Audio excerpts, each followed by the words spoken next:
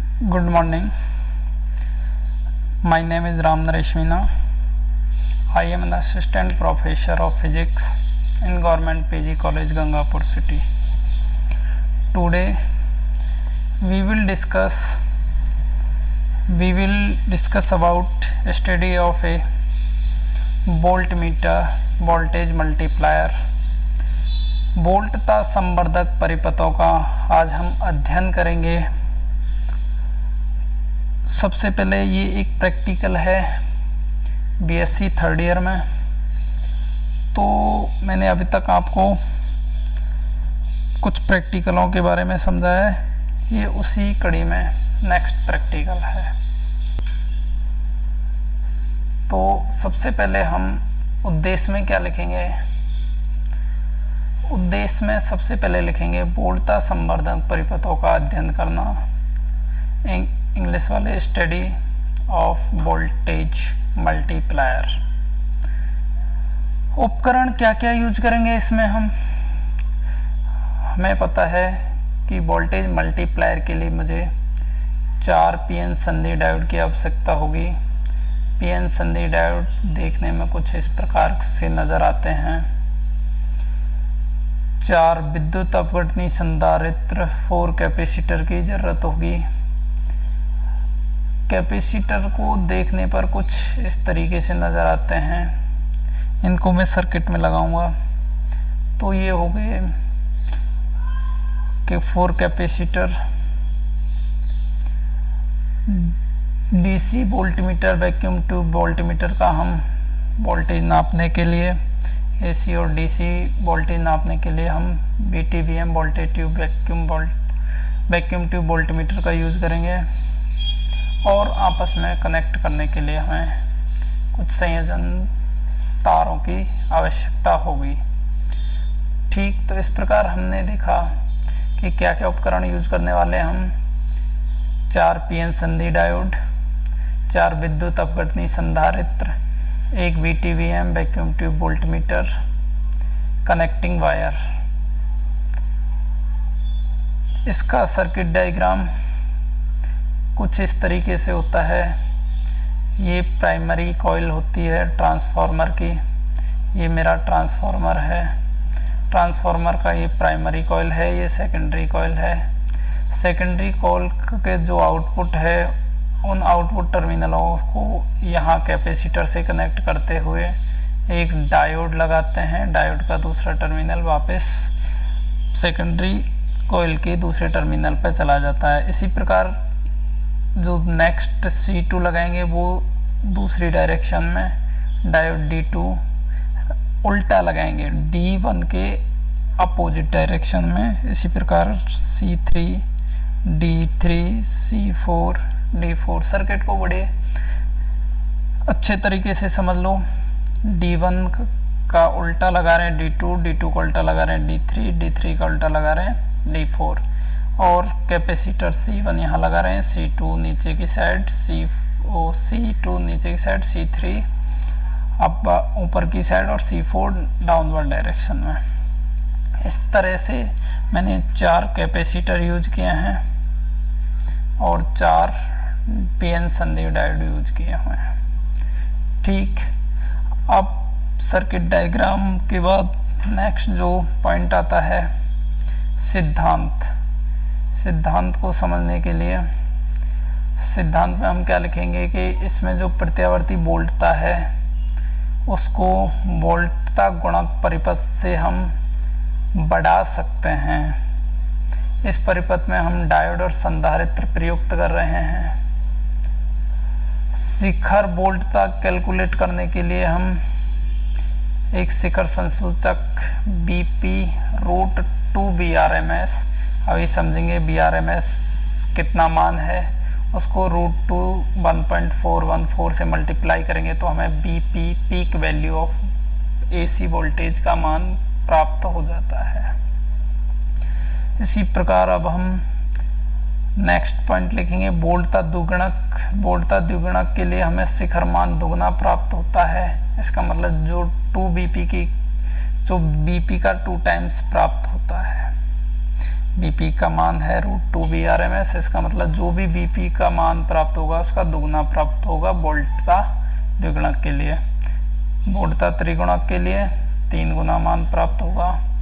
इसी प्रकार वोल्टता चतुर्गुणक के लिए हमें वोल्टेज के पीक मान का जो वैल्यू आएगी उसका 4 गुना प्राप्त होगा। इस प्रकार हमने देखा बीपी का द्विगुणक, त्रिगुणक, 4 गुणक, वो भी डीसी मान प्राप्त होंगे। ठीक, सिद्धांत में लिखने के बाद नेक्स्ट पॉइंट पर आते हैं हम विधि।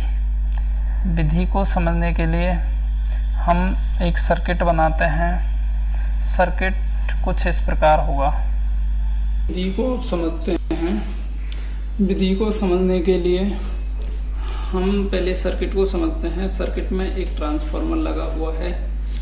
इसके ये पॉजिटिव टर्मिनल है 12 वोल्ट, ये ग्राउंड है 0 वोल्ट।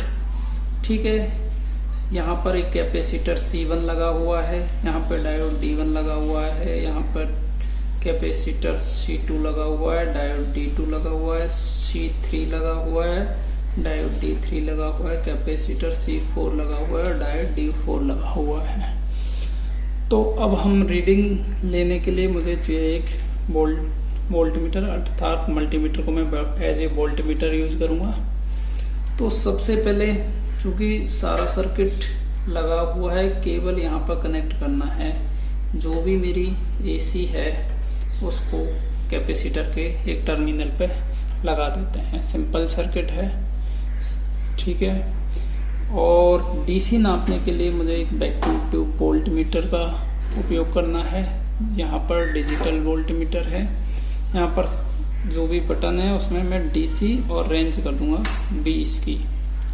ठीक है, ये रीडिंग हम बाद में लेंगे। पहले हम नापेंगे इस सर्किट का Vrms वैल्यू। Vrms नापने के लिए हम क्या करते हैं, इसका जो ट्रांसफार्मर है उसके पॉजिटिव टर्मिनल को और यहाँ पर ग्राउंड टर्मिनल को मैं कनेक्ट कर देता हूँ। इसको करता हूँ मैं AC पर, तो ये मिलता है मुझे। रेंज मैंने की है 50 वोल्ट वाली रेंज। जब इसमें करता हूँ तो मुझे Vrms AC मान 10 वोल्ट मिलता है। ठीक है, 10 वोल्ट मिलने के बाद अब हम DC नापेंगे। DC नापने के लिए वैक्यूम ट्यूब वोल्टमीटर का यूज कर रहे हैं। वैक्यूम ट्यूब वोल्टमीटर में सबसे पहले 2 टर्मिनल हैं, ये पॉजिटिव है, ये नेगेटिव है 0। तो सबसे पहले कैपेसिटर C1 के दोनों सिरों पर मैं वोल्टमीटर, वैक्यूम ट्यूब वोल्टमीटर से रीडिंग नोट करता हूँ। तो मुझे क्या मिलता है, ये मिलता है 13 पॉइंट कुछ वैल्यू। इसको यदि मैं रेंज कर दूँ तो ये 13 पॉइंट समथिंग। ठीक, और जब कैपेसिटर C2 के अक्रॉस में लेता हूँ, जिसमें 2 BP का मान कैलकुलेट करता हूँ, रीडिंग लेता हूँ, तो मुझे मिलता है 28.2। ठीक, 28.2। और यहाँ पर मिलेगा मुझे B3 BP का मान, ये मिला 41.8। ठीक, और लास्ट मिला मुझे 56.4 या 3 के आसपास मुझे मिल रहा है। इन रीडिंगों को लेकर मैं अब कैलकुलेशन करता हूँ।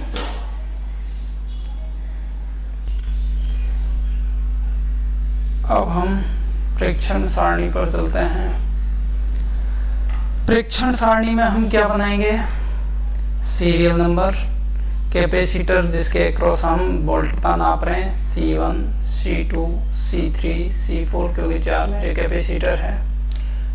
नेक्स्ट जो कॉलम होगा थ्योरेटिकल वैल्यू, जो कि मैथमेटिकल फॉर्मूले से निकाली है, जिनका मान 14.14, 28.28, 42.42, 56.56।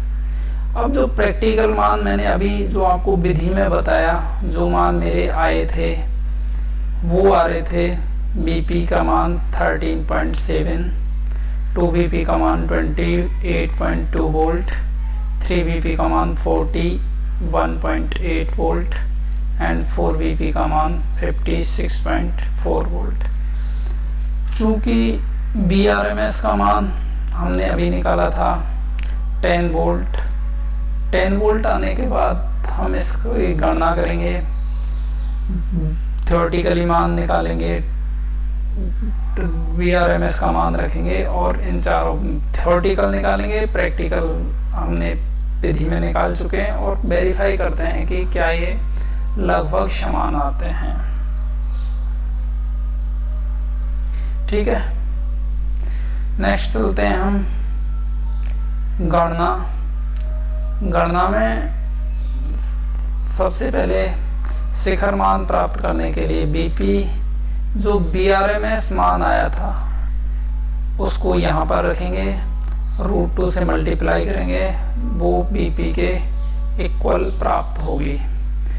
चूँकि BRMS का मान हमने 10 रखा था, √2 से मल्टीप्लाई करेंगे 1.414 को 10 से मल्टीप्लाई करने पर 14.14 प्राप्त होगा।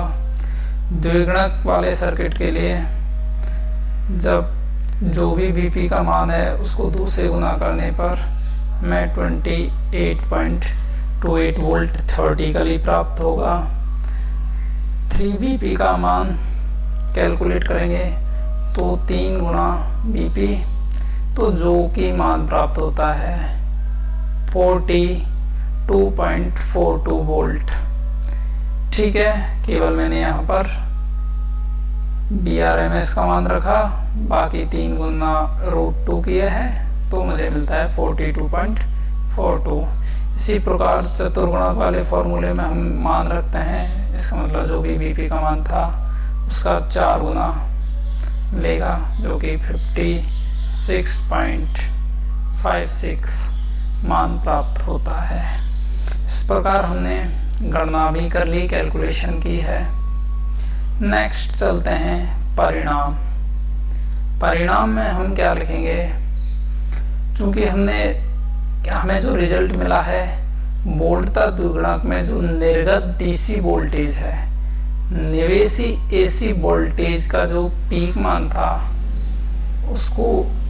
उसका दोना प्राप्त होता है। इसका मतलब द्विगुणक में हमें दोगुना प्राप्त होता है। इसी प्रकार वोल्टता त्रिगुणक में निर्गत DC वोल्टता का मान निवेशी AC वोल्टता के मान का 3 गुना प्राप्त होता है। इसी प्रकार वोल्टेज चतुर्गुणक में निर्गत DC वोल्टता निवेशी AC वोल्टता की 4 गुनी प्राप्त होती है। इस प्रकार द्विगुणक में 2 गुनी, त्रिगुणक में 3 गुनी और चतुर्गुणक में 4 गुनी प्राप्त होती है। परिणाम रिजल्ट लिखने के बाद हम नेक्स्ट लिखेंगे सावधानियों